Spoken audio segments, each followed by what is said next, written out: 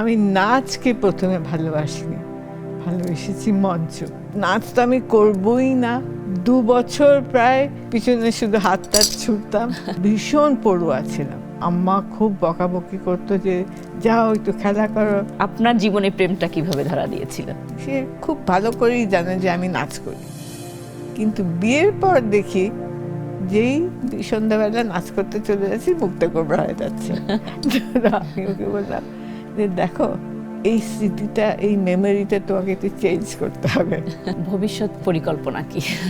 আমাদের দেশে কত জনসংখ্যা কত, 20 কোটির উপর। আর নাট্যশালা কয়টা আছে? একটা। আমার দুঃখ লাগে এই যে গুলশান, বনানী, বাড়িধারা, ট্রাই স্টেট বলে, একটা নাট্যশালা নেই, একটা পাঠাগার নেই। এটা কি ধরনের মানুষ আমরা? কেন এটা আমরা করি না?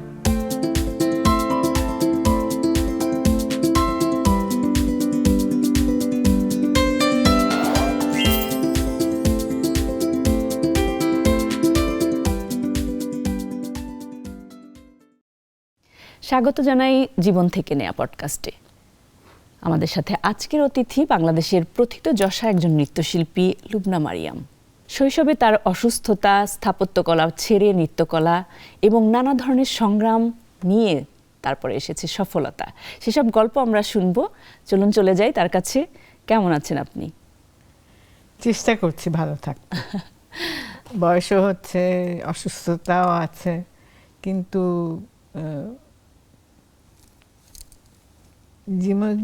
উদ্যমতাটা আছে আপনার ভেতরে।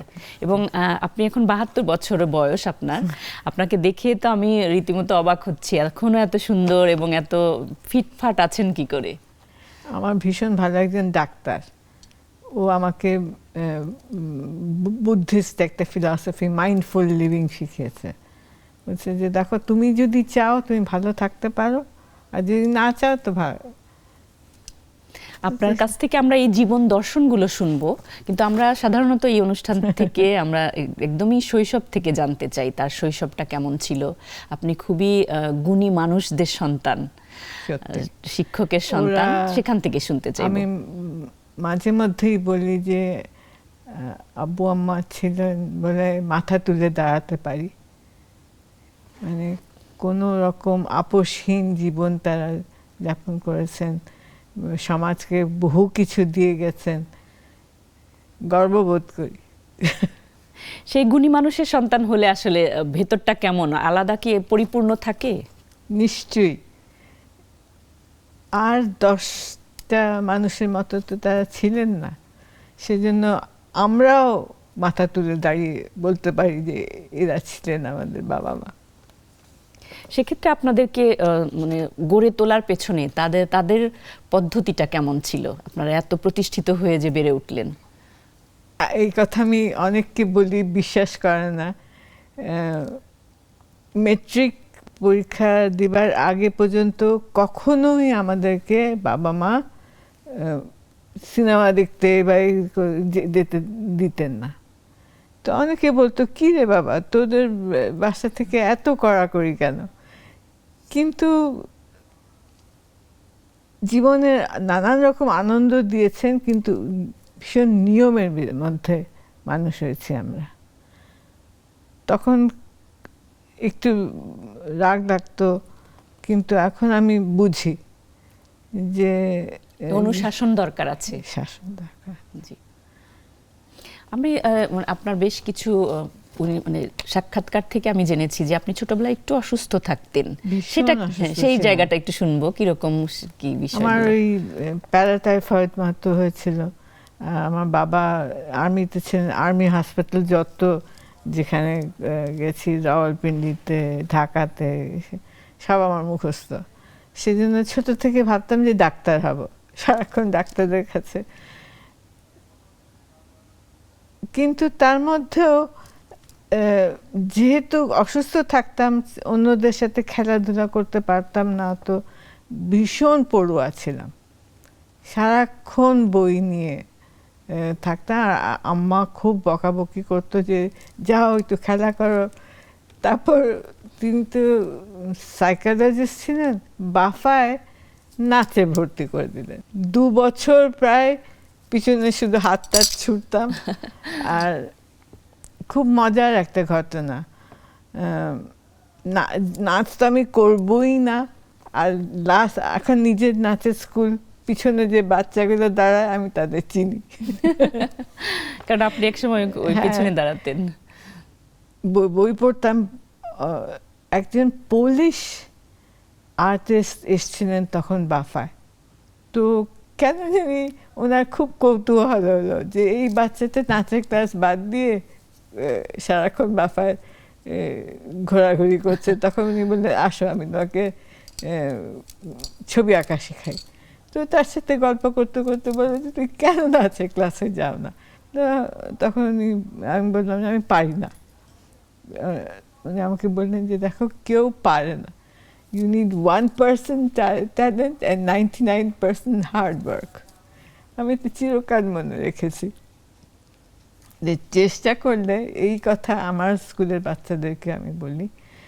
কিন্তু আমি নাচকে প্রথমে ভালোবাসিনি, ভালোবেসেছি মঞ্চ। সেটা মঞ্চে যখন প্রথম গেলাম, এটা একটা ম্যাজিক্যাল স্পেস। আমি যেই গল্প বই পড়ছি, ওই মঞ্চে আমি সেই গল্পে ঢুকে যাচ্ছি। তো সেজন্য বাহবা দেওয়া, সবার যে প্রশংসা করা, ওটা হাততালি দেওয়া। প্রশংসা না, একটা রূপকথার মতো মনে হতো মঞ্চটাকে। যে আমি যে রাজপুত্র রাজকন্যা সম্বন্ধে পড়ি, আমিও সেটা হয়ে যেতে পারি। তারপর ধীরে ধীরে নাচতে তো ভালো লাগতে আরম্ভ করলো। কিন্তু এই জন্য আমার নাচের স্কুলে আমি সবসময় বলি, বাচ্চাদেরকে মঞ্চে ওঠাও। এতে করে কি সাহসটা বেড়ে যায়? ভালোবাসাটা, আচ্ছা, সাহসটা, ভালোবাসাটা। আপনি পড়ালেখায় অনেক ভীষণভাবে মেধাবী ছিলেন। মেধাবী না, পড়ুয়া। পড়ুয়া। পড়ুয়া হলেই যে কেউ লেখাপড়ার ভাড়া হয় তা না, কিন্তু ভীষণ ভীষণ এখনো আমি ভীষণ বই পড়ি। বুয়েটে ভর্তি হলেন স্থাপত্য কলায়। এটা একেবারে আমার মার জন্য। আমার মা, তখন আমি শান্তিনিকেতনে ভর্তি হয়ে গেছিলাম যাব বলে। ওখানে আমাদের সাথে পারিবারিক একটা হৃদ্যতা ছিল, নীলিমা সেনের পরিবার। একদম সব থেকে আম্মা বললো, না তোমাকে দিতেই হবে বুয়েটের পরীক্ষা অলমোস্ট না দিয়ে আমি বেরিয়ে আসছিলাম। কৌতূহল দিয়ে ভর্তিও হয়ে গেলাম। সবাই বলে, হ্যাঁ বুয়েটে ভর্তি হয়ে গেছে। কিন্তু ভাগ্যিস ছেড়ে দিয়েছি 3 বছর পর। কারণ আমার হাজবেন্ড আবার আর্কিটেক্ট, ওর কনস্ট্রাকশন কামি। আমার ওই কাজ একদম ভালো লাগতো না, আমি সার্টেন। আপনি একজন সৃজনশীল মানুষ, আপনার এই মঞ্চের প্রতি যে ভালোবাসা তৈরি হয়ে গেল, সেটাই আপনাকে টেনে নিয়ে গেছে নাচের দিকে। আর যে কোনো সৃজনশীল কাজ, কবিতা, সাহিত্য, নাচ, নাটক অনেক শক্তিশালী মাধ্যম সমাজকে পরিবর্তন করার জন্য, আমার কাছে তাই মনে হয়। আমরা জানি যে আপনি স্বাধীন বাংলা বেতার কেন্দ্রের একজন গর্বিত সৈনিক। না, আমি স্বাধীন, আমি নাচ করতাম আর আমার বড় বোন নাইলা গান করতো। তো যখন আমরা কলকাতায় গেলাম, সঞ্জিত আপা, ওয়াহিদ ভাই ওরা ওই মুক্তি সংগ্রামী শিল্পী সংস্থা করলেন, কিন্তু নাচের তো সেখানে কোনো স্থান ছিল না। হ্যাঁ, সেজন্য ওদের সাথে আমি মোটেও যুক্ত ছিলাম না। বরং মৈত্রেয়ী দেবীর নাম নিশ্চয়ই শুনেছেন, নাহান নাট্য লিখেছেন যিনি, তাদের সাথে আমাদের একটা পারিবারিক যোগাযোগ ছিল। মৈত্রী মাসির সংস্থা থেকে আমরা কল্যাণীতে সবচেয়ে বড় উদ্বাস্তু শিবির ছিল, সেখানে গিয়ে কাজ করতাম, কল্যাণীতেই থাকতাম। যখনই ওয়াহিদ ভাইরা ডাকতো, নাইলা যেত, গিয়ে গান করে আসতো। এখন মুক্তির গানে আমি কি করে আছি, ওই মুক্তির গান, ওই ট্রাকটা আসলো একবার কল্যাণীতে, তখন নাইলা আমাকে বলল যে ওখান থেকে ওই ট্রাক বহরমপুর যাবে, বহরমপুর মুক্তিবাহিনী ক্যাম্পে আব্বু নাকি আসবে। তো বহুদিন দেখা হয়নি, আমি ওই ট্রাকে উঠে গেলাম। ওই 5 দিন যে ঘুরে, তখনই লিয়ার লেভিনরা ওই ডকুমেন্টারিটা করছিল, জি। করলেন। তারপর তো আমরা ভুলে গেছিলাম, ক্যাথরিন আর তারিক না হলে তো এটা সম্ভব হতো না, সম্ভব বের করতে হতো না। পারা। ওরা কোথায় থেকে উদ্ধার করে, কোন বেসমেন্ট থেকে রিল করে বার করে এসে মুক্তির গানটা বানালো। সেই জন্য আমি গান করতাম না, স্বাধীন বাংলা বেতার কেন্দ্রেও যাইনি ওদের সাথে, মুক্তির সঙ্গে। কিন্তু মুক্তিযুদ্ধের সাথে আমরা ওতপ্রোতভাবে জড়িত ছিলাম, কারণ আমার বাবা আর আমার ছোট ভাই 15 বছরে, ওরা যখন সেক্টর 7-এর আব্বু সেক্টর কমান্ডার হয়ে গেলেন, তখন আমার মা বললেন, না আমরা আর কল্যাণীতে থাকবো না, সব বাক্স বাচ্চা বেঁধে টেঁধে আমাদেরকে নিয়ে চলে গেলেন। মালদাতে ছিলাম আমরা, কিন্তু দৈনিক ওই আমরা যেতাম ক্যাম্পে। আচ্ছা, আর আম্মা তো ভীষণ কাজের মানুষ ছিলেন। কেমন কেটেছে ওই সময়টা, উৎকণ্ঠা দেশের জন্য, কেমন কেটেছে ওই সময়গুলো? আমাদের কাছে মনে হয় 71 গতকালকে হয়েছে। আমি এটা নিয়ে অনেক গবেষণা করেছি। স্মৃতি তো মুছে যায়, কিন্তু কোনো ট্রমার স্মৃতি মুছে না, সেটা সাথে সাথে চলতে থাকে।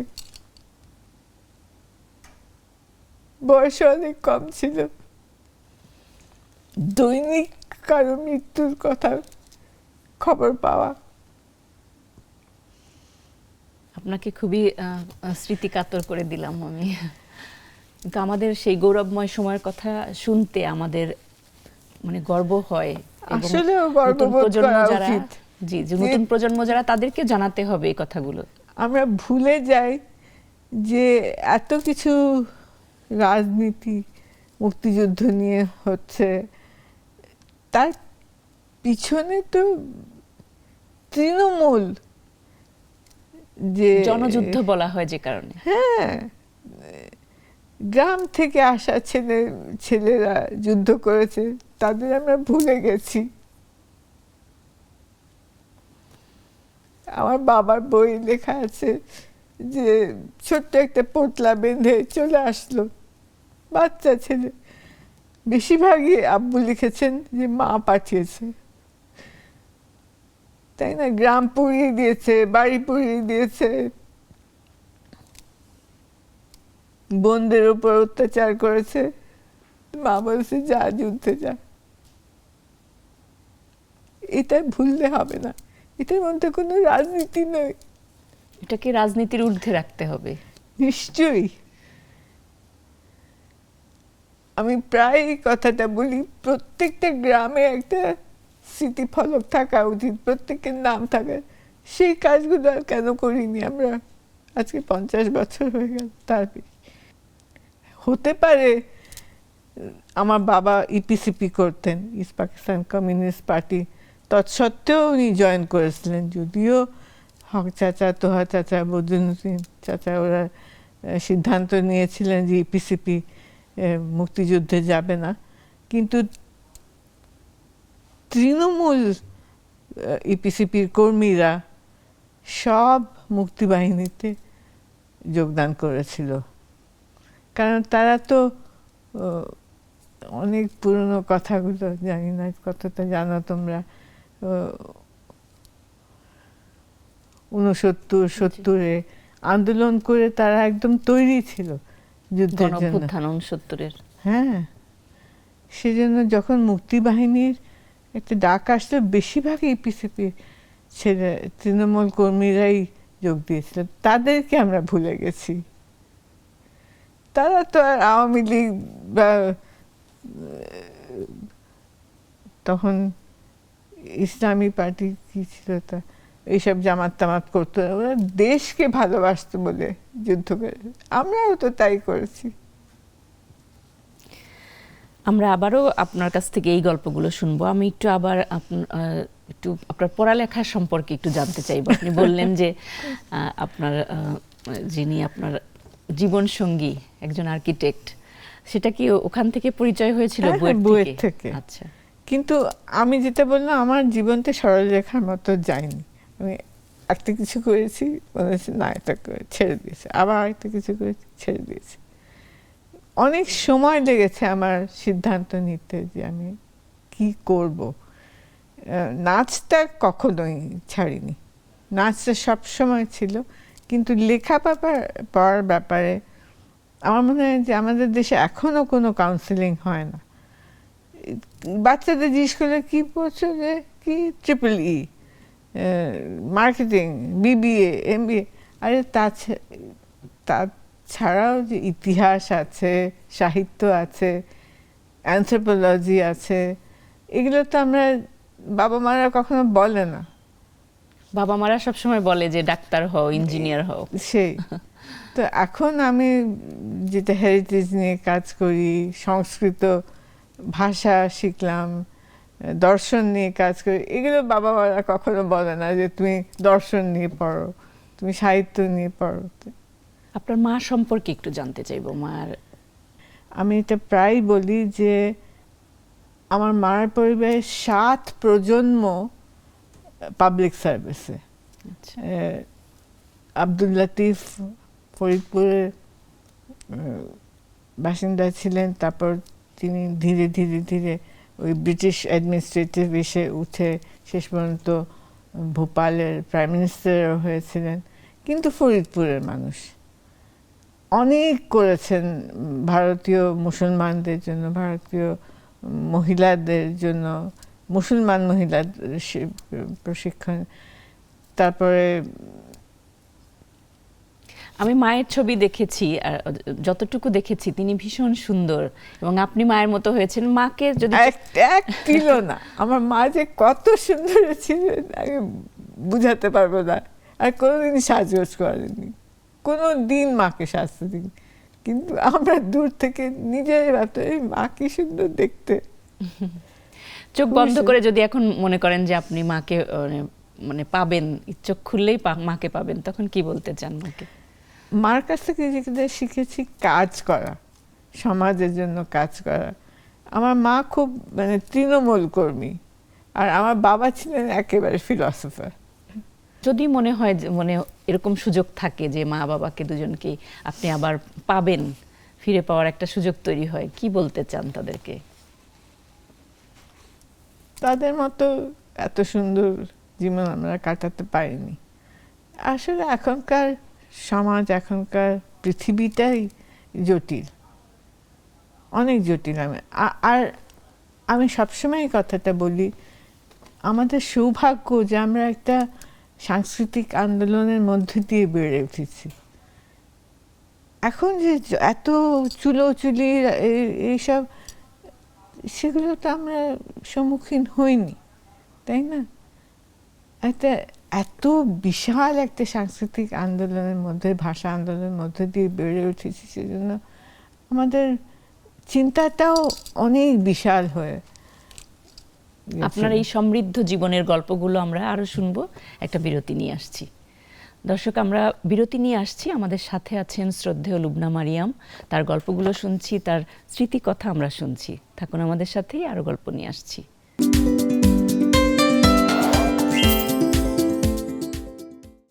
জীবনের গল্পগুলো আমাদেরকে শেখায় কি করে জীবনটাকে অতিক্রম করতে হয়, প্রতিবন্ধকতা সংগ্রাম পেরিয়ে সফলতায় পৌঁছাতে হয়। তাই আবারও চলে যাচ্ছি গল্পে। আমাদের সাথে আছেন শ্রদ্ধেয় লুবনা মারিয়াম। আমরা যে গল্পে ছিলাম আপনার কাছে, আপনার জীবনবোধ, বাবা মায়ের সেই সান্নিধ্যে বেড়ে ওঠা জীবনবোধ, এবং আপনাদের সময় বললেন যে একটি দীর্ঘ সাংস্কৃতিক পরিমণ্ডল ছিল ভাষা আন্দোলনের, সেই সময়টা মুক্তিযুদ্ধ দেখেছেন। তারপরে আপনি যখন নাচটাকে মানে ভাবলেন যে এটাকে আপনি পেশা হিসেবে গ্রহণ করবেন, তখন থেকে একটু গল্পগুলো শুনবো। আমার স্বামীর সম্বন্ধে একটা কথা আচ্ছা, বলি।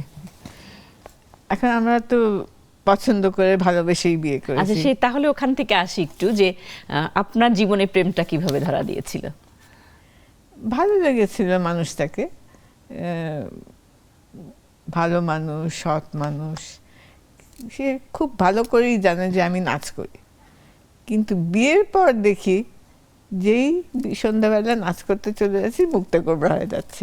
আমি বললাম যে, এটা আর বয়সও তখন আমার কম, মাত্র 22-23 বছর বয়সে বিয়ে করেছি। আমি তো আবার খুব অনেক চিন্তা করি। আমি ভাবলাম যে এটা তো চলবে না, কিছু একটা ফয়সলা করতে হবে। তো আমি সুফির সাথে গল্প করছি যে তার ছোটবেলাটা কেমন করে তো হঠাৎ করে গল্প করতে আমার শাশুড়িকে আমি দেখিনি, তিনি আগেই চলে গেছেন। তো মার কথা বলতে গিয়ে সুফি আমাকে বলছে যে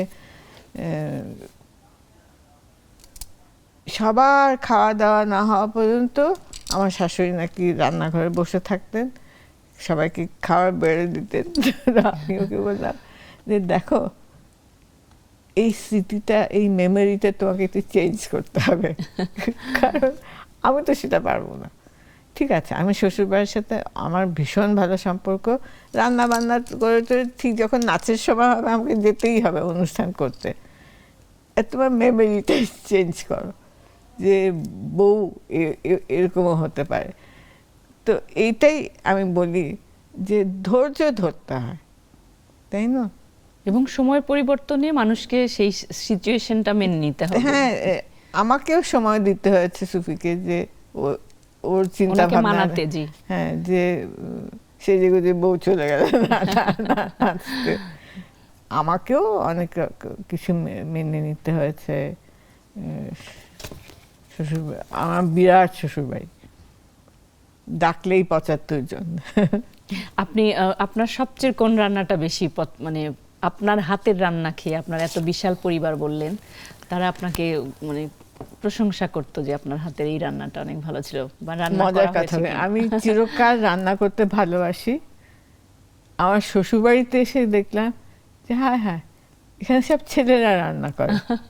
আমার স্বামীও ভীষণ ভালো রান্না করেন, আমার দেওররা ভালো তারা খেতে ভালোবাসেন। তো যেহেতু আমরা নানান জায়গায় থেকেছি আর আমার একটু রান্নার শখও ছিল, আমার মনে আছে বিয়ের কিছুদিন পর পরই প্রথম, তখন কেউ হালিম জিনিসটা চিনত না। প্রথম আমি শ্বশুরবাড়িতে অনেক বড় একটা হাঁড়িতে করে হালিম বানানো।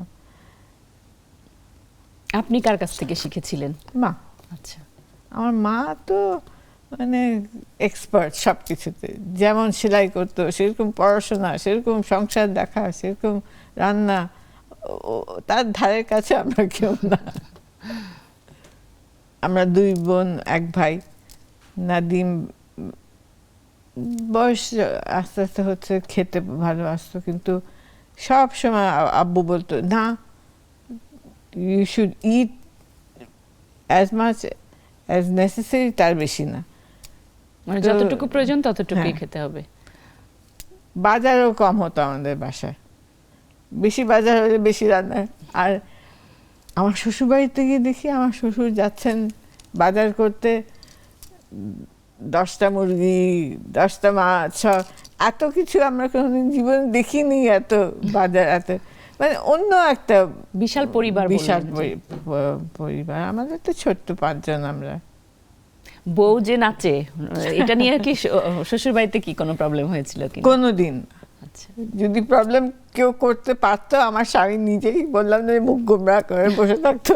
তা ধীরে ধীরে সেটাও আমাকে মানিয়ে নিতে হয়েছে, আর তাকেও অনেক।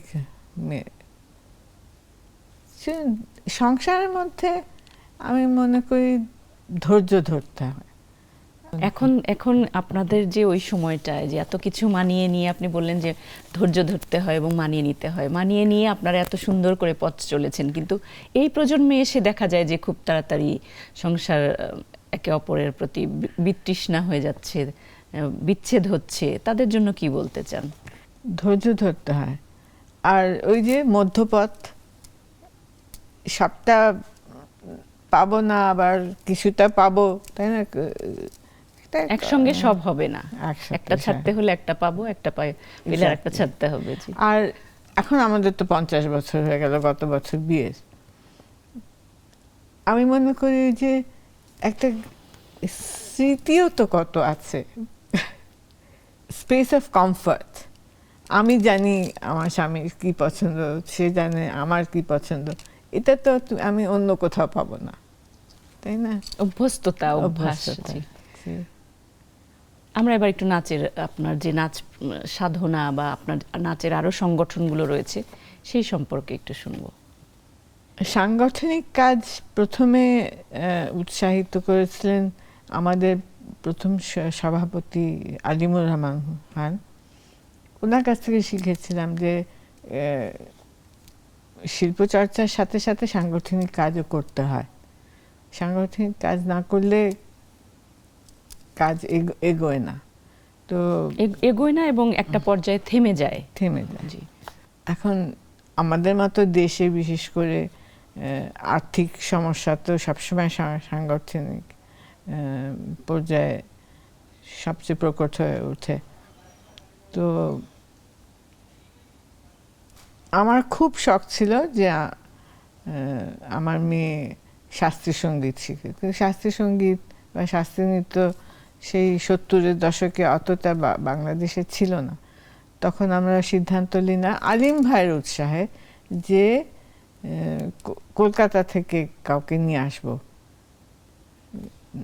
গান শেখানোর জন্য। তো সেই থেকে আমরা ওই কয়েকজন মিলে সাধনা 1992-তে স্থাপন করলাম।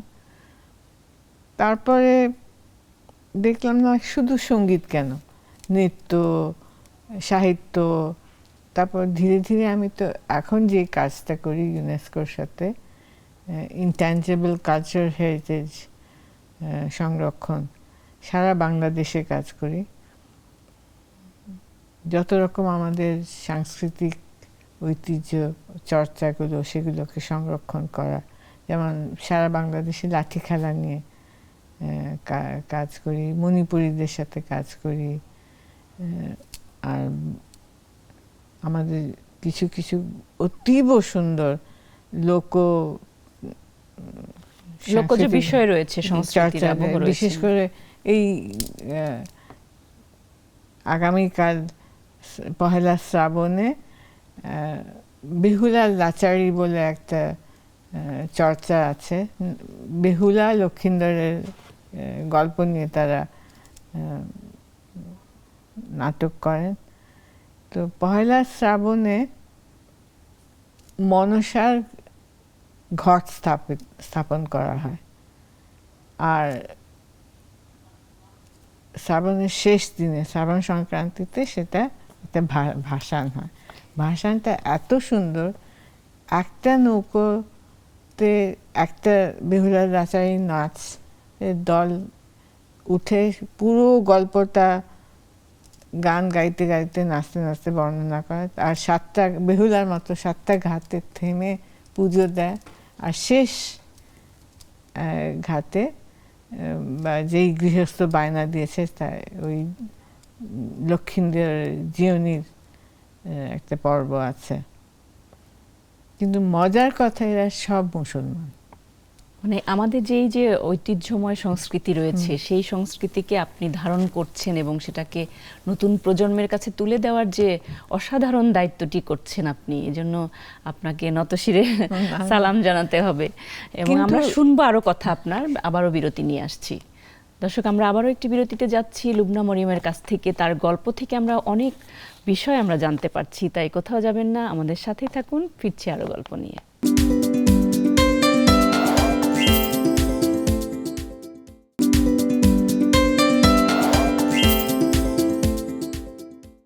আরও একবার আমন্ত্রণ জানাই জীবন থেকে নেয়া পডকাস্টে।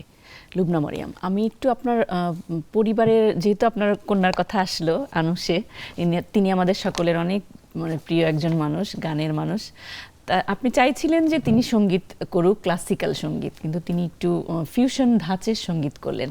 তার কথা শুনবো এবং আপনার সন্তানদের কথা শুনবো। আমরা আমার ছোট ভাইকে হারাই অনেক আগে, আনুষের যখন মাত্র 2 বছর বয়স। আর আমার মাকে তো আমরা সবসময় খেপাতাম যে আমাদের 2 বোনকে তো আপনি ভালোবাসেন না, নাদিনকে ভালোবাসেন। তো সেই সন্তান যখন চলে গেল, আমার মার জীবনটা একদম ফাঁকা হয়ে যাচ্ছিল। তখন আমার 2 বছরের কন্যাকে আমি ওদের কাছে দিয়ে দিই। তো আমার মেয়ে মানুষ হয়েছে কিন্তু নানা নানির কাছে, আর নানা নানির থেকে বেশি নানার কাছে। আমার বাবা ছিলেন আপসহীন একজন মানুষ, মুক্তিযুদ্ধে গেছেন কিন্তু কত রকম তাকে প্রলোভন দেখানো হয়েছে যে মন্ত্রী বানানো হবে, বিদেশে পাঠানো হবে, কখনো না। ওই যে ইপিসিপি করতেন, ইপিসিপি করতে করতেই তার জীবন চলে গেল কমিউনিস্ট পার্টি। তো আমার মেয়ে আবার নানার কার্বন কপি, সে মোটেও আমাদের মতো না। তার মাথার মধ্যে অনেক সুন্দর সুন্দর চিন্তা, কিন্তু আমরা তো অনেক কম্প্রোমাইজ করি। যেমন ও আমাকে বলে যে তুমি তো ইউনিলিভারের কাজ করো, তুমি নেসলের কাজ করো, তুমি জানো যে ওরা কত এক্সপ্লয়েট করে পৃথিবীকে। তো ওই আপসহীন জায়গাটা সে ছাড়তে পারে না। আপনাদের সংশ্লিষ্টতা যেখানে রয়েছে সেখানে একটু ভিন্নতার ছোঁয়া, একটুখানি দেশীয় সংস্কৃতি। আমি ভাই জীবনে অনেক কম্প্রোমাইজ করি। আমাকে 20-25টা নৃত্যশিল্পী নিয়ে থাকতে তাদের সংসার আছে, তাই না? তাদের আয় করতে হবে, তাদের সেই জন্য ওই কর্পোরেট শো করছি, সব শো করছি, কিন্তু নিজের কাজও করি। কিন্তু কর্পোরেট শো না করলে কিভাবে চালাবো একটা সংগঠন, তাই না? তো ওই জায়গাগুলো আনুষে আবার একদম মানতে পারে না।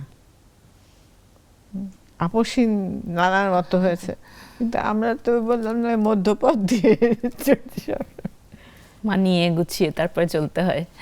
আমি একটু আবারও জানতে চাইবো যে নাচের প্রসঙ্গে আপনি যেহেতু আমাদের সংস্কৃতি, আমাদের সেই শেকড় সন্ধানী বিষয়গুলোকে লালন করছেন, সেই জায়গা থেকে এখনকার যে সোশ্যাল মিডিয়ার অবাধ যে বিচরণ, হাতের মুঠোয় বিশ্ব এবং হাতের মুঠোয় নানান ধরনের রিলস আমরা দেখতে পাই নাচের, নানা ধরনের, সেই সব প্রসঙ্গগুলো নিয়ে কি বলতে চান? আমি আবার মনে করি যে পথ জীবনে অনেক আছে।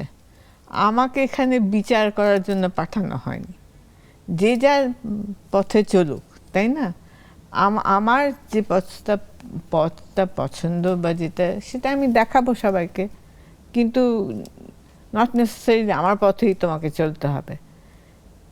নাচের ব্যাপারেও কেউ নাচ নিয়ে বলিউড করে, কেউ সালসা করে, কেউ কন্টেম্পোরারি করে, কেউ কথক করে, কেউ টিকটক করে। হ্যাঁ, টিকটক করে। ভাই যা কিছুই করো ঠিক করে করো, আনন্দে থাকো, এটা হলো আমার দর্শন। আমি এইসব বিচারের মধ্যে নাই যে কোনটা ভালো কোনটা খারাপ। আপনার এত দীর্ঘ জীবনের এই যে নাচের পথ চলা, সেখানে তো অনেক গুণী, অনেক স্টুডেন্টও তৈরি হয়েছে, ছাত্রছাত্রী তৈরি হয়েছে, সেসব প্রসঙ্গে একটু শুনি। কেমন লাগে এই যে অন্যরা তাদের নামে পরিচিত হয়ে গেছে, কেমন লাগে? অনেক সময় আমি আমার সাথে যারা কাজ করেছেন তাদেরকে কখনো আমি ধরে রাখি না। তাদেরকে বৃত্তি দিয়েছি, ভারতে গিয়ে নাচ শেখার জন্য কখনোই বলিনি যে যেহেতু আমার কাছ থেকে বৃত্তি পেয়েছো তোমাকে আমার সাথে কাজ করে না। যে যেখানে যেতে চাও সেখানে যাচ্ছে। এখন সবাই বলে যে ও তো ছেড়ে চলে গেল আপনাকে, আমি সেটা দেখি না। ও যে সফল হয়েছে এটাই আমার উদ্দেশ্য। ও আমার সাথে থাকলো কি থাকলো না সেটা আমার উদ্দেশ্য না। মণিপুরীদের নিয়ে কাজ করছেন আপনি, বললেন যে মণিপুরী আমাদের। প্রথমে আমরা বিষ্ণুপ্রিয়াদের সাথে কাজ করেছি, তারপরে বর্তমানে আমরা মেইতিদের সাথে কাজ করছি। তো আজকেই বলছিলাম খুবই ভালো একজন কর্মী, ওই নাম রান্থই, যে দেখো রান্থই তোমাদের সাথে 10 বছর কাজ করেছি, এখন আমি অন্য কোনো সম্প্রদায়ের সাথে কাজ করব, তোমাদেরকে পথ দেখিয়ে দিয়েছি, ওই পথে চলতে থাকো। তো যদি সমাজের সাথে কাজ করতেই হয়, আমার মনে হয় যে কোনো কোনো রকম দখলদারি বা কোনো রকম যে আমি তোমাকে কাজ শিখিয়েছি আমার সাথেই থাকতে হবে, এগুলো করা উচিত না। অন্য কিছু করার আছে, কাজ কাউকে শিখিয়ে তাকে ক্ষমতায়িত করে অন্য কারোর সাথে কাজ করি। আপনার সারাদিনের যদি রুটিন জানতে চাই, আপনি কিভাবে আপনার দিন শুরু হয়, কিভাবে শেষ হয়? আমার 10 বছর ধরে পার্কিনসন্স আছে, সেজন্য ঘুম টুম এসব সব ওলটপালট হয়ে গেছে। আমাকে আমার এক ডাক্তার বুঝিয়েছেন যে আমরা যে রাতে 8টা 9টায় ঘুমাতে যাই, সকালে 8টা 9টায় উঠি, এটা কিন্তু স্বাভাবিক না। যেহেতু আমরা একটা সমাজ গঠন করেছি যেখানে সকালে উঠে কাজে যেতে হয় এসে, সেই জন্য এই নিয়মটা। কিন্তু আসলেও মানুষ তার যখন, আমাকে আমার ডাক্তার শিখেছে, যখন তার ঘুম পায় তার ঘুমানো উচিত, যখন তার খিদে পায় খাওয়া উচিত। তো আমিও তাই করি।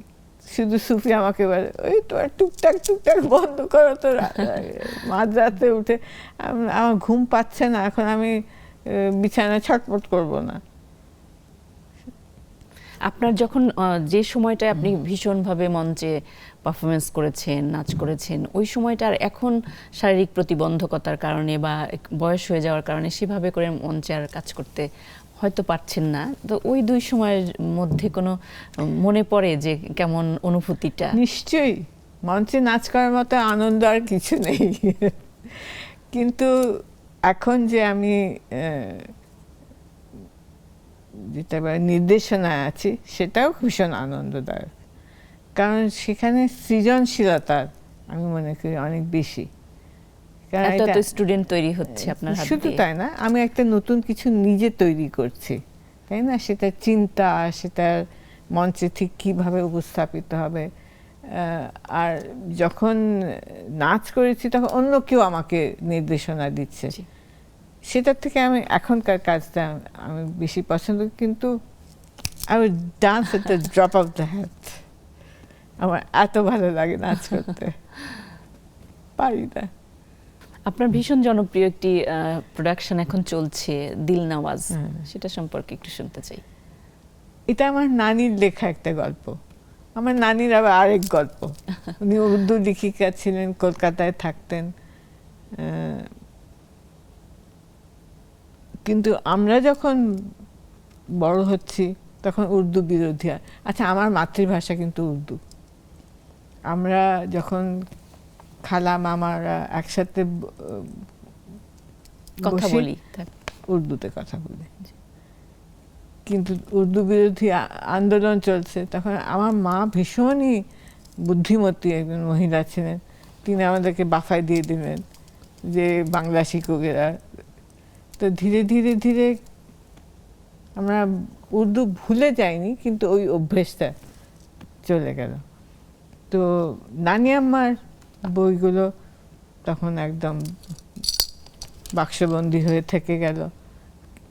আমার নানা বলতেন যে একদিন তোমরা আফসোস করবে নানির কি চিনতে পারছে। হ্যাঁ, তো বছর 10 আগে আমরা সব ভাই বোনরা একসাথে মিলে চিন্তা করলাম যে না, আমরা একটু খুঁজে বার করি। একদম all India, Pakistan, Bangladesh search করে আমরা হায়দ্রাবাদে, লাহোরে, করাচিতে, দিল্লিতে, কলকাতায়, এমনকি ঢাকা ইউনিভার্সিটি লাইব্রেরিতে তার বই পেয়েছি, উর্দু বই। তো খুবই সমাজ নিয়ে লিখেছেন ছোট গল্প, কিন্তু হঠাৎ করে দিল নওয়াজ গল্পটা একটা রূপকথার মতো। একটা মেয়ে, নারী প্রধান, শুধু নারী প্রধান না, এই রাজপুত্রের সাথে ভালোবাসা, প্রেম, সেটা না পাওয়া। তা আমি ভাবতাম যে আমি হঠাৎ করে এই একটা গল্প লিখলেন কেন? অন্যান্য গল্প যেমন হিন্দু বিধবাদেরকে কাশি পাঠিয়ে দেওয়া হচ্ছে, বা কোনো মুসলমান মেয়ে লেখাপড়া করে স্বামী তাকে কিছু করতে দিচ্ছে না, এই ধরনের। হঠাৎ করে দিল নওয়াজ কেন লিখলেন? তখন পাকিস্তানি একজন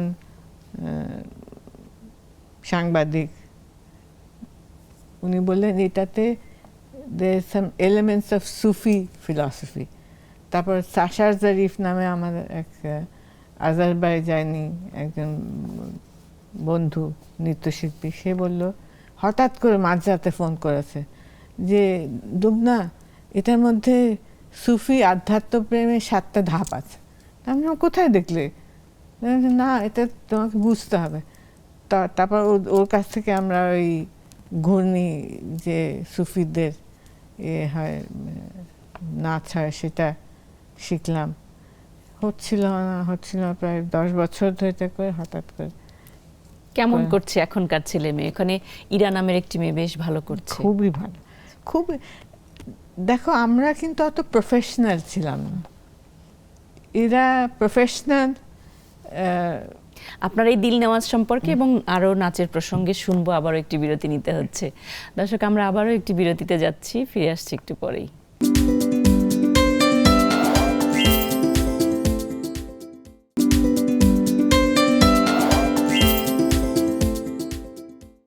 বিরতির পর আবারও সবাইকে আমন্ত্রণ জানাচ্ছি আজকে জীবন থেকে নেয়ার পর্বে। আমি যে গল্পে ছিলাম, আপনি বলছিলাম যে এখনকার ছেলে মেয়ে কীরকম করছে আসলে নাচে, তাদের ডেডিকেশন, তাদের ধৈর্য সব মিলিয়ে বলবেন। 25-26 বছর বয়সের আগে আমি জানতামই না যে নাচ করে টাকা আয় করা যায়। কারণ আমরা তো আন্দোলনের মধ্যে যখন যে ডাকছে নাচ করছি, গান করছি। তো এখনকার ছেলেমেয়েরা সেটা খুব বোঝে যে এটা একটা আয়ের জায়গা, সেটা আমি অ্যাপ্রিসিয়েট করি। ওরা অনেক প্রফেশনাল, অনেক হার্ডওয়ার্কিং, কিন্তু মাঝে মধ্যে আমার মনে হয় যে একটু মাঝে মাঝে ছাড় দিয়ে নাচ করব বলেই নাচ করাটা, ভালোবাসার তাগিদে, প্রাণের তাগিদে। সেই কিন্তু সময়টা বদলেছে, এখন জীবন মান বেড়েছে, সবকিছু মিলিয়ে তো অর্থেরও প্রয়োজন। আমাদের থেকে ওরা অনেক বেশি সময় দেয়, অনেক বেশি খেটে কাজ করে। আমরা তো হেসে খেটে নাচ করেছি, মন থেকে করেছেন, ভালোবেসে করেছেন। জি, এই যে বলছিলাম যে নাচ করেন, আপনার আলাদা একটা কিন্তু স্বীকৃতি তৈরি হয়ে গেছে না? লুবনা মারিয়াম মানেই একজন ভিন্ন ধরনের কিছু, এরকম আলাদা করে একটা পরিচিতি তৈরি হয়ে গেছে। কিন্তু তারপরেও স্বীকৃতির একটা বিষয় থাকে, পুরস্কার, স্বীকৃতি। এই বিষয়গুলো তুমি কোন দিকে এগোচ্ছ, এই বিষয়গুলোকে আপনি কিভাবে দেখেন? এখন 21শে পদকের কথা বলি, এটা একটা সরকারি স্বীকৃতি। সরকার এখন যেভাবে সিদ্ধান্ত নেয় সেটা তাদের সিদ্ধান্ত। আমি মনে করি যে আমি এই স্বীকৃতির জন্য তো কাজ করিনি, আমি ভালোবেসেছি বলে কাজ করেছি, তাই না?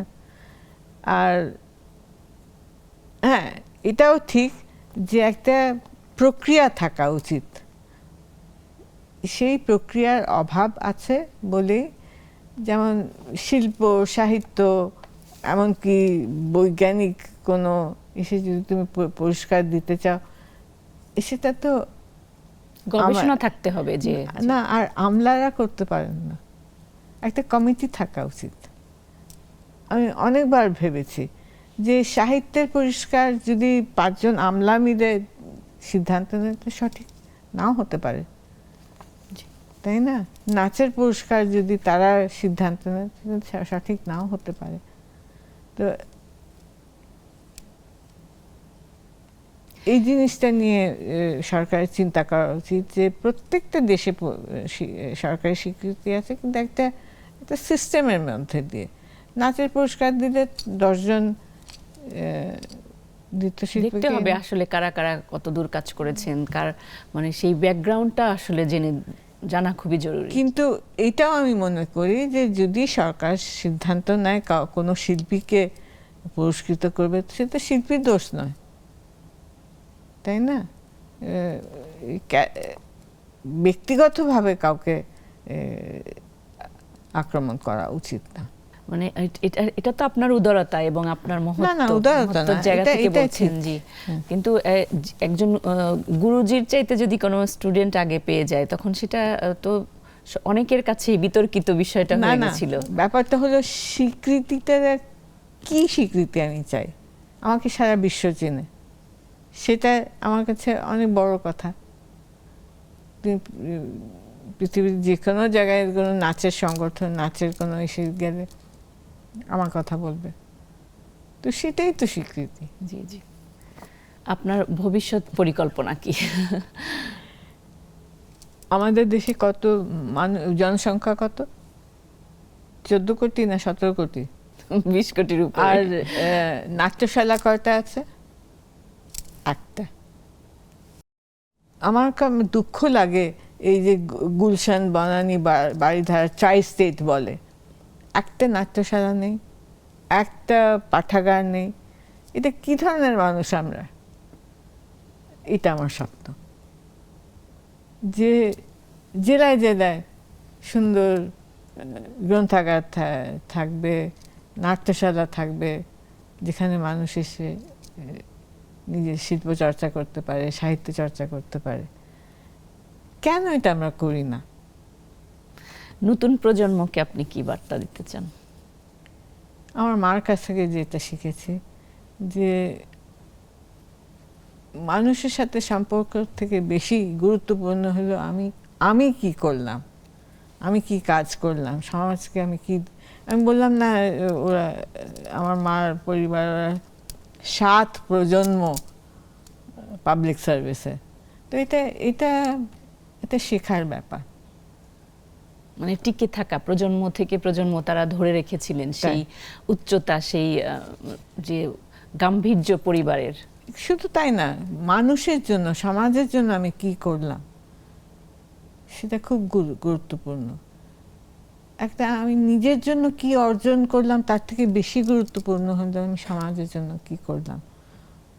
অশেষ অশেষ ধন্যবাদ, আপনি আমাদেরকে সময় দিলেন। আপনার এত সুন্দর জীবনের যে সমৃদ্ধ গল্পগুলো, আপনার অর্জন, আপনার সফলতা, সংগ্রামের গল্পগুলো শুনলাম, ভীষণভাবে আমরা উপকৃত হব এবং দর্শকরাও সমৃদ্ধ হবে। তোমাদের ধন্যবাদ আমাকে ডেকেছেন। লুবনা মরিয়মের গল্পগুলো আমাদেরকে শেখায় সংস্কৃতি চর্চা শুধু নিজেকে উন্নতি করা নয়, একটি জাতির সফলতা, জাতির উন্নতি এর উপরে নির্ভর করছে। তার গল্প আমাদেরকে সমৃদ্ধ করেছে, নিশ্চয়ই আপনারাও সমৃদ্ধ হয়েছেন। এই ছিল আমাদের আজকের পর্ব। আপনারা ভালো থাকুন, সুস্থ থাকুন, দেখা হবে আগামী পর্বে।